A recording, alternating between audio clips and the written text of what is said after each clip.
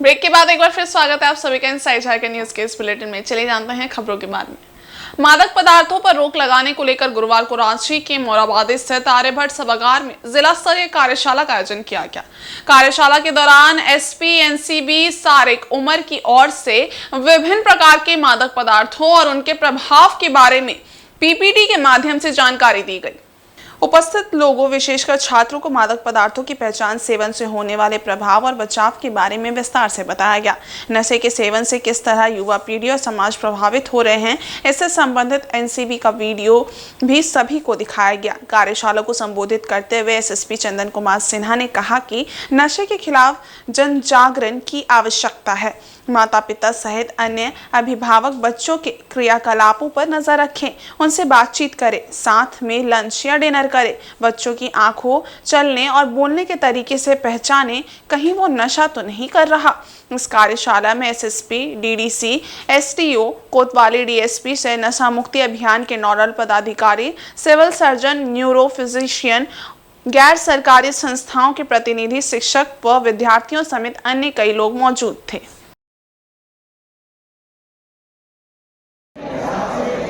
हमारे देश में विशेष रूप से युवाओं के बीच नशीली दवाओं का दुरुपयोग बढ़ता जा रहा है और ये चिंता का विषय है। हम शपथ लेते हैं कि हम नशीली दवाओं के दुरुपयोग की रोकथाम में सहयोग करेंगे। हम यह वचन देते हैं कि किसी भी प्रयोजन के लिए किसी भी प्रकार से हानिकारक अथवा अवैध पदार्थों का सेवन नहीं करेंगे। हम प्रत्येक व्यक्ति विशेषकर युवाओं को प्रोत्साहित करते हुए नशीली दवाओं के दुष्प्रभावों के संबंध में भारत का युवा वर्ग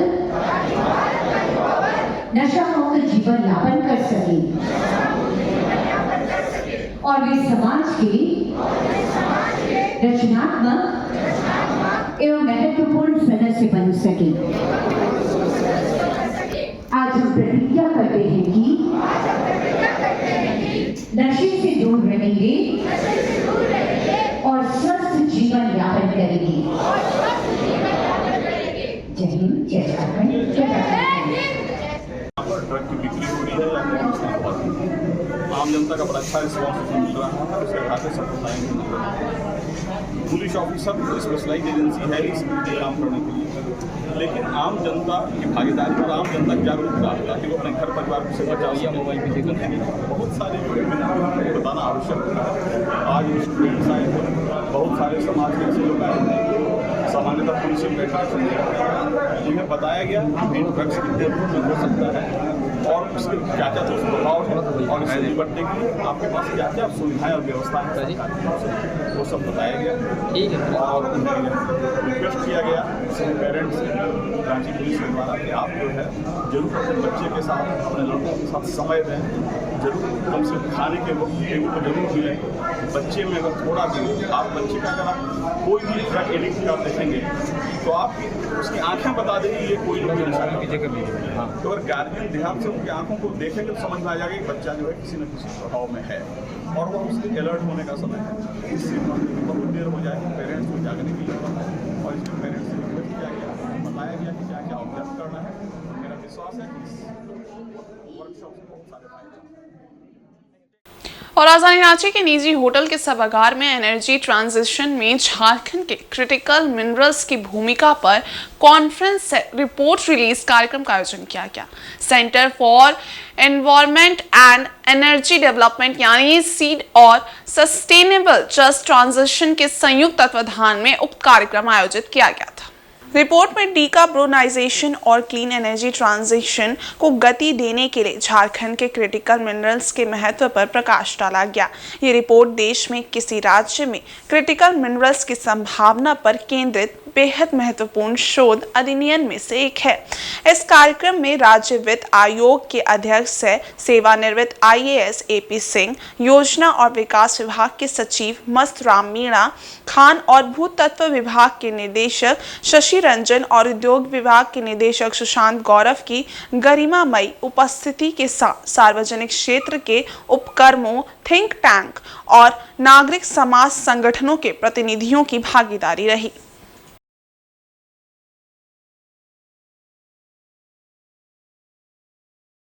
ग्लोबल वार्मिंग तो एक ग्लोबल फिनोमेना है और काफ़ी समय से इस पे वार्निंग दी जा रही है, लेकिन पब्लिक के कंडक्ट में भी कोई बहुत ज़्यादा सुधार हुआ हो या उसमें जो भी या तो उतना लोगों को अवेयर नहीं किया जा सका है, क्योंकि दिनों पे दिन आप देखिएगा कि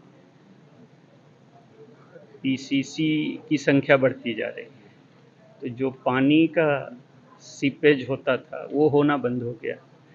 अब आप ही लोग रिपोर्ट लिखते हो कि रांची के फ्ला पॉकेट में अब 500 मीटर पे भी पानी नहीं आ रहा है, जो पहले 100 मीटर पे, 20 मीटर पे, 40 मीटर पे आ रहा था। ये जो साइंटिफिक स्टडी है उसमें भी ये बातें आ रही हैं कि क्योंकि जितना वाटर एक्सट्रैक्शन हो रहा है उतना रिचार्ज नहीं हो रहा है। फिर मल्टी स्टोरी बिल्डिंग्स बढ़ गई, तो छोटी सी एरिया में जहाँ पे पहले एक घर या दो घर होते थे, 2 फैमिली रहती थी, वहाँ 50 से 100 फैमिली रहने लगी। तो उस एरिया पे उतना प्रेशर बढ़ गया। तो चाहे वाटर एक्सट्रैक्शन हो, चाहे सीवेज पे लोड हो, चाहे आपका वेस्ट मैनेजमेंट पे हो, किचन वेस्ट हो, तो सारे चीज़ पे लोड पड़ गया। तो इसमें मतलब कि ये अगर सोच लिया जाए कि खाली सरकार के भरोसे हम रहें और म्यूनिसिपल कॉरपोरेशन के, तो हमको लगता है कि ये असंभव होगा और सभी लोगों को एफर्ट करने पड़ेंगे। फिर जो ग्रीन कवर है, जैसे पेड़, तो बड़ी अच्छी सड़कें बन जा रही हैं, और लेकिन उसका जो रिप्लेसमेंट है, जो बड़े 100 साल पुराने, 60 साल पुराने पेड़ कट रहे हैं, वो तो उसको फिर कम से कम 20 साल तो लगेंगे उस लेवल पे आने पे। अब उस दिशा में भी शायद उतना काम नहीं हो पा रहा है। तो ये बहुत बड़ा एक चैलेंज है कि किस तरीके से कोलैबोरेटिव एफर्ट्स गवर्नमेंट और पब्लिक दोनों को मिल के करने से ही इसमें प्रगति। और झारखंड प्रदेश कांग्रेस कमेटी ने राज्य सरकार द्वारा जातीय जनगणना कराए जाने के फैसले का स्वागत किया है। गुरुवार को रांची स्थित प्रदेश कांग्रेस कार्यालय में प्रेस कॉन्फ्रेंस आयोजित कर कांग्रेस प्रदेश कार्यकारी अध्यक्ष शहजाद अनवर एवं विधायक प्रदीप यादव ने इस पर खुशी जाहिर की। विधायक प्रदीप यादव ने कहा कि उनकी पार्टी का मानना है कि ये निर्णय राज्य के दलित, वंचित, आदिवासी, अल्पसंख्यकों एवं मूलवासी के विकास के लिए भागीदार बनेगा। ये निर्णय उनके हक और अधिकार दिलाने के लिए एक बेहतर साबित होगा। जिस राज्य में कांग्रेस गठबंधन की सरकार है, वो एक प्रकार से राजनीतिक मैसेज का काम करेगा एवं जनता के कल्याणकारी योजनाओं के लिए ये निर्णय काफी मददगार साबित होगा। देश का मामला अभी तक नगर में लटका हुआ है, जिसके कारण कभी नगर निकायों के चुनाव नहीं हो पाते। नहीं, दोनों अलग अलग चीजें हैं। जो ट्रिपल टेस्ट है वो 49 जगहों पर होना है, जो छोटे बड़े निकाय हैं। और हमें लगता है कि ओह, आप मेरी पूरी बात सीधा नहीं है। चलिए, थैंक यू। कह रहा था कि मैं वो दोनों चीज़ें अलग हैं। वो केवल 49 जगहों पर होना है, जहाँ छोटे बड़े नगर निकाय या पंचायत निकाय हैं, वहाँ होना है। वो भी अंतिम चरण में है।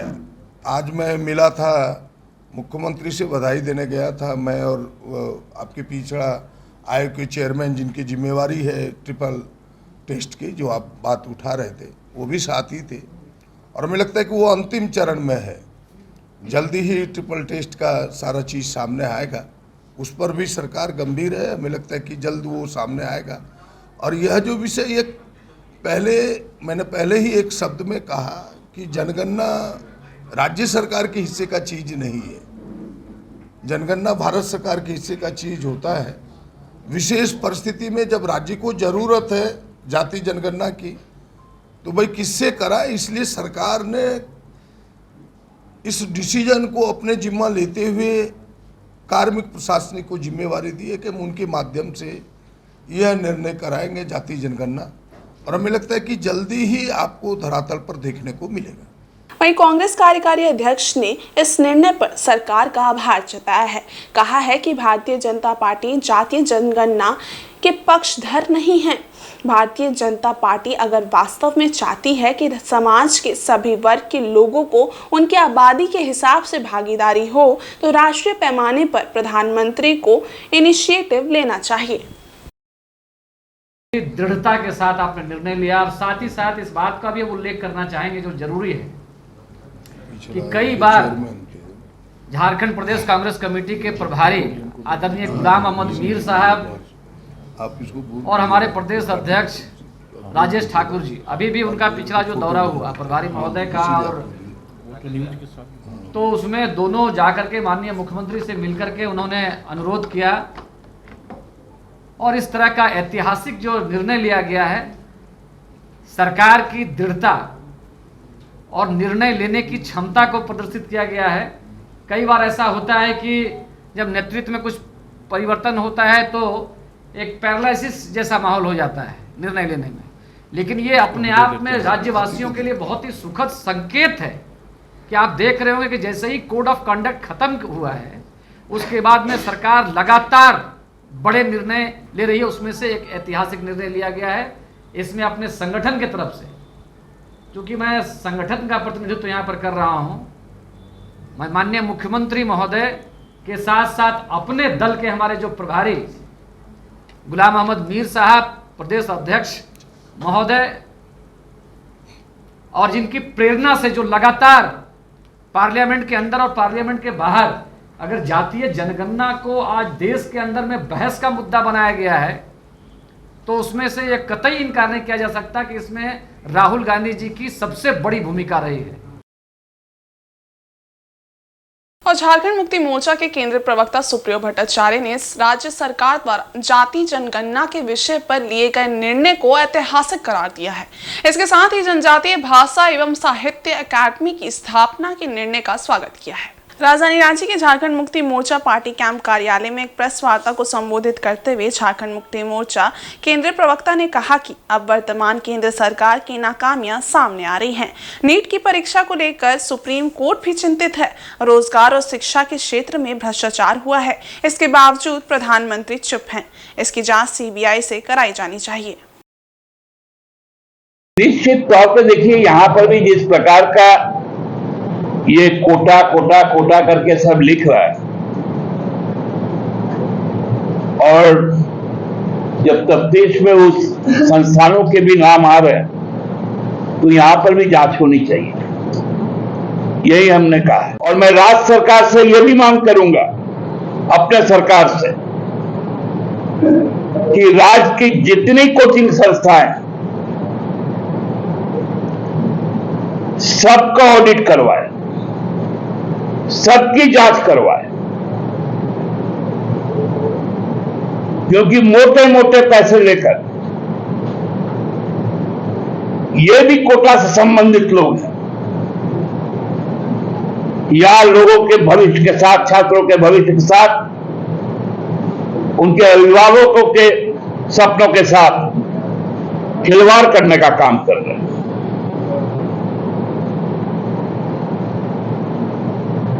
और राष्ट्रपति महोदय को भी यह निवेदन करूंगा, वह स्पष्ट तौर पर खासकर मध्य प्रदेश, गुजरात, राजस्थान, बिहार और उत्तर प्रदेश, इन राज्यों पर भी अपनी निगाहें खोल कर रखें कि आखिर क्यों इस तरह का भ्रष्टाचार का एपिक सेंटर यही सब स्टेट होते हैं। ये बहुत बड़ा प्रश्न था। यदि और कोई प्रश्न आपके मन में है तो जमशेदपुर में जिला प्रशासन के निर्देश पर जेएनएससी ने गुरुवार को साक्षी एसएनपी एरिया में होल्डिंग संख्या 105 से छगनलाल दयाल जी ज्वेलर्स और एचडीएफसी बैंक के सामने से अतिक्रमण हटाया। हालांकि कार्रवाई से पहले ही दोनों प्रतिष्ठानों के द्वारा बाहर से बाइक समेत अन्य सामान को हटा लिया गया था। बता दें कि झारखंड उच्च न्यायालय के आदेश के बाद जमशेदपुर अधिसूचित क्षेत्र समिति ने शहर में स्वीकृत नक्शे से हटकर बने अतिक्रमण और इमारतों को हटाने के लिए अभियान शुरू किया है। इसके आलोक में लगातार कार्रवाई की जा रही है। इस अभियान का नेतृत्व कर रहे जेएनएससी के विशेष पदाधिकारी अरविंद तिर्की ने बताया कि शहर से अतिक्रमण हटाया जा रहा है। बेसमेंट का पार्किंग की जगह कॉमर्शियल इस्तेमाल करने वाले भवन मालिकों के खिलाफ सख्त कार्रवाई की जा रही है और साथ ही बेसमेंट में बने अवैध ढांचों को ध्वस्त किया जा रहा है। हाईकोर्ट के आदेश पे एडीओ सर के ऑर्डर पे यहाँ पर जो 105 होल्डिंग नंबर तो बेसमेंट का बनाने का काम चल रहा है। सर और कितने रेसिडेंट्स अभी फिलहाल अभी इसी के लिए ऑर्डर आई है और जितने भी ऑर्डर आ रही है कार्रवाई हो रही है। वहीं सरायकेला कांडरा मुख्य मार्ग से गुजरने वाले लोग इन दिनों काफी परेशान हैं। दरअसल रामकृष्ण फॉर्जिन कंपनी से निकलने वाले बाबरी एवं स्क्रैप के सड़क पर गिरने से आए दिन सैकड़ों बाइक एवं 4 चक्के वाहन पंचर हो रहे हैं। इससे लोगों को आवागमन में काफी समस्या का सामना करना पड़ रहा है। ये समस्या प्रत्येक दिन लोगों को झेलनी पड़ रही है। आमजन इससे त्रस्त हो गए हैं। जिला परिषद सदस्य गमरिया शंभू मंडल ने कहा कि रामकृष्ण फॉर्जिन कंपनी प्लांट 7 से ट्रकों में बाबरी एवं स्क्रैप की ढुलाई की जाती है। ट्रकों के सड़क से गुजरने के दौरान उनमें से बाबरी और स्क्रैप पूरी सड़क पर गिरकर फैल जाता है। इसे प्रत्येक दिन नुकीले कील स्क्रैप व बाबरी बाइक एवं 4 पहिया वाहन को पंचर कर देता है। द्वारा आजकल के डेट में भबरी का उसमें उठाव किया जाता है, जिसमें रोड में मालवाहक दुकानदार खुलेआम उनको लेकर चले जाते हैं, जिससे कितना बाइक बर्बाद हो जाता है। नए नए टायर कट जाती है, नए नए 4 व्हीलर गाड़ी का पंचर हो जाती है, पूरा टायर चलने लायक नहीं रहता, जिससे काफ़ी नुकसान पड़ती है। इसमें प्रशासन को ध्यान देना चाहिए। कंपनी अपना काम करे, अपना जो भी भबरी लेके जाता है सुरक्षित लेके जाए, ताकि रोड रास्ता में किसी प्रकार का किसी बाइक वाला का 4 व्हीलर का किसी दूसरे लोगों का दिक्कत ना हो। और सिंहभूम के सांसद जोबा मांझी ने गुरुवार को चक्रधरपुर रेल मंडल के डीआरएम मेजर राठौड़ से मुलाकात की। इस दौरान सांसद ने स्टेशन के सामने रेलवे की लीज जमीन पर दुकान चला रहे दुकानदारों की समस्याओं को रखा। सांसद की बात सुनने के बाद डीआरएम ने आश्वस्त किया कि दुकानदारों को फिलहाल अस्थायी जगह दुकान चलाने के उपलब्ध कराई जाएगी। उसके बाद नया मार्केट कॉम्प्लेक्स बनाकर उन्हें फिर से दुकान आवंटित किया जाएगा। डीआरएम से मिले इस आश्वासन के बाद दुकानदारों ने राहत की सांस ली है। मालूम रहे कि बीते दिनों रेलवे के इंजीनियरिंग विभाग के द्वारा चक्रधरपुर रेलवे स्टेशन के सामने लीज लाइसेंस पर दुकान चलाने वालों को नोटिस जारी कर दुकान खाली करने का अल्टीमेटम दिया गया था। रेलवे के द्वारा चेतावनी दी गई थी कि 72 घंटे के अंदर दुकान खाली नहीं की गई तो दुकानों को जबरन तोड़ दिया जाएगा। इसके बाद दुकानदारों ने सांसद जोबा मांझी से मुलाकात कर इस समस्या का हल निकालने और उनके रोजी रोटी के साधन को बचाने की अपील की थी। उसी को लेकर गुरुवार को सांसद जोबा मांझी ने दुकानदारों की समस्या को डीआरएम के समक्ष रखा। सांसद ने कहा कि दुकानदार वर्षों से यहाँ दुकान चला रहे हैं। इनके साथ साथ कई परिवारों का घर का चूल्हा इसी से जल रहा है। इसीलिए दुकानदारों को हटाने से पहले उन्हें बसाने पर ध्यान दिया जाए, जिस पर डीआरएम मेजर राठौड़ ने कहा कि चक्रधरपुर रेलवे स्टेशन को अमृत भारत स्टेशन योजना के तहत विकसित किया जाना है। ये एक बड़ी योजना है, इसलिए दुकानों को हटाया जा रहा है। लेकिन उन्होंने आश्वस्त किया कि दुकानदारों को पहले एक अस्थायी जगह दी जाएगी जहाँ वे दुकान चलाएंगे। सांसद जोबा मांझी डीआरएम मेजर राठौड़ के जवाब से संतुष्ट हुई। तो अभी तत्काल जो रेल अपना कुछ वहाँ पर बस तो नहीं बोलेंगे, गाड़ी पार्किंग वहाँ पर बनाने का उसका उद्देश्य है या रेल का एक अपना योजना है। और उसी क्रम में इन लोग को कहीं कहीं जगह इनका दिखा दिया गया कि वहाँ पर उन लोग को तत्काल अपना दुकान जो भी फल जो भी आप दुकान लगा रहा है कर लगाइए। उसका बगल में जो आगे तरफ में है, हम देखे नहीं है अभी, चलिए ना घूम लेते हैं। तो आगे तरफ में ज़मीन है, वहाँ कॉमर्शियल कॉम्प्लेक्स बनाएंगे और जब बन के तैयार करेगा तो उसके 1 साल भी लगेगा। कॉमर्शियल जो बनाएंगे उसमें हम लोग उसको जब हम बना के तैयार करेंगे, आप इन लोगों को यही कहना है कि उसमें अपना अप्लाई करेंगे। प्रायोरिटी भी प्राथमिकता भी हम देंगे। इतना तो हमसे बात हुई कि हम प्राथमिकता देंगे और हम है ही, हमारा 5 साल है ना अभी, कहीं वैसा गलत करेगा तो हम लोग है ना जी। इसलिए तो थोड़ा सा बात को हम लोग को भरोसा भी रखना चाहिए मेरे ख्याल से। बाकी तो आप लोग अपना विवेक से जो करना करें, लेकिन मेरे और चक्रधरपुर के पोटरखोली में रहने वाले एक युवक ने अपने घर में फांसी लगाकर आत्महत्या कर ली है। जानकारी के अनुसार गुरुवार की सुबह मृतक गणेश पौदार भारत भवन गया था। वहां से लौटने के बाद उसने घर में लकड़ी के सहारे रस्सी का फंदा लगाकर आत्महत्या कर ली। जब उसकी मां सुमित्रा देवी घर पहुंची तो देखा कि पुत्र रस्सी से झूल रहा है। उन्होंने स्थानीय लोगों को आवाज लगाई और उनके सहयोग से उसे उतार कर अनुमंडल अस्पताल पहुंचाया, जहां डॉक्टरों ने जांच उपरांत उसे मृत घोषित कर दिया। सूचना मिलते ही भाई नरेश पौदार, 2 बेटा और परिजन भी अनुमंडल अस्पताल पहुंचे। इधर घटना की सूचना अनुमंडल अस्पताल द्वारा चक्रधरपुर थाना को दिया गया, लेकिन घंटों बाद पुलिस अस्पताल पहुंची। वहीं घटना की सूचना मिलते ही पूर्व वार्ड पार्षद से समाज सेवी दिनेश जैना अभी अस्पताल पहुंचे। जब पुलिस के आने में देरी हुई तो उन्होंने थाना प्रभारी को मामले की जानकारी दी। बताया जाता है कि मृतक की दिमागी स्थिति ठीक नहीं थी, वो शारीरिक दृष्टि से काफी कमजोर था। उसकी पत्नी की भी मौत 2 साल पूर्व हो गई थी। वर्तमान में उसके 2 जवान पुत्र हैं। इधर पुलिस मामले की जाँच में जुटी हुई है। मृतक टेंट हाउस में काम करता था।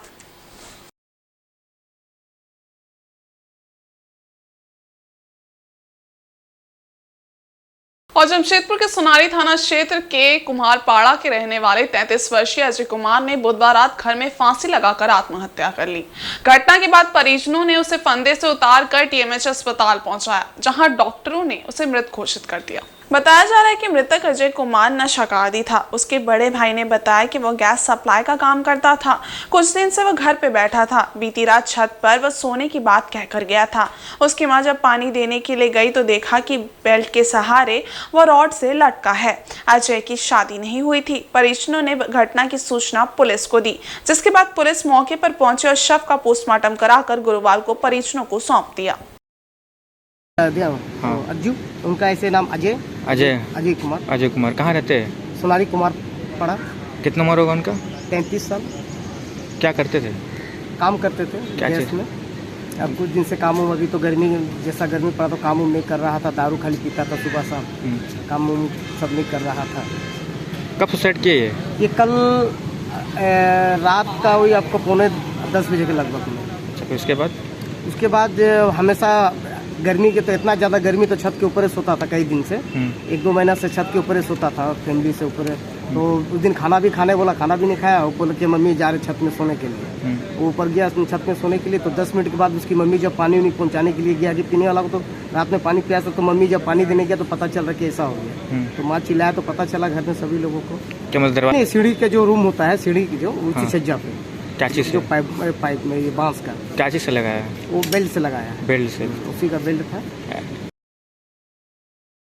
और इधर पूर्वी सिंहभूम जिले के डुमरिया में अष्टकोशी स्पोर्ट्स क्लब कुमड़ी शॉल द्वारा रोजो संक्रांति के उपलक्ष्य में 4 दिवसीय फुटबॉल मैच का आयोजन किया गया। बुधवार संध्या को इसका फाइनल मैच खेला गया, जिसमें मुख्य अतिथि के रूप में झामुमो केंद्रीय महासचिव बाबूलाल सोरेन के प्रतिनिधि लखन किस्कू उपस्थित थे। डुमरिया स्थित कुमड़ा शॉल फुटबॉल मैदान में ASC क्लब द्वारा 4 दिवसीय फुटबॉल मैच का आयोजन किया गया था। इसमें कुल 32 टीमों ने भाग लिया था। इसके समापन पर विजेता टीमों को पुरस्कृत किया गया। फुटबॉल मैच में प्रथम पुरस्कार 40,000, द्वितीय पुरस्कार 30,000, तृतीय तथा चतुर्थी पुरस्कार 20,000 एवं संतापना पुरस्कार भी रखा गया था। अतिथियों ने विजेता व उप विजेता टीम को पुरस्कृत किया। ग्रामीण फुटबॉल प्रतिभा को निखारने के लिए इस क्लब की स्थापना 1975 में की गई थी। तब से लेकर आज तक रोजो संक्रांति के उपलक्ष्य पर यहां फुटबॉल मैच का आयोजन किया जाता आ रहा है। मौके पर दुर्गा हेम्ब्रेम मुखिया, भीमसेन मुर्मू, अशोक नायक, सीरू सोरेन समेत अन्य उपस्थित थे। देना चाहेंगे कि ये जो टूर्नामेंट किया जा रहा है ना, कि इसके माध्यम से ही युवाओं को आगे बढ़ाने का कोशिश किया जा रहा है। प्रत्येक साल ये टूर्नामेंट रोजो संक्रांति के अवसर पर ही किया जा रहा है। और ये जो आटकोशी स्पोर्ट्स क्लब है, ये हम खुद 1975 में इसको हम इस्टेब्लिश किए हैं। 1975 में इस्टेब्लिश इसका है। वही 1975 से अभी तक यही चल रहा है हर साल। इस बार कितनी टीमों ने भाग लिया? 32 टीम। विजेता कौन था? विजेता हुआ क्या भूत ब्रदर्स। प्राइज क्या दिया गया? वो फर्स्ट प्राइज 40,000 था। और आज के इस बुलेटिन में बस इतना ही। हम कल फिर हाजिर होंगे कुछ और नई खबरों के साथ। तब तक के लिए देखते रहिए इनसाइड झारखंड न्यूज। धन्यवाद।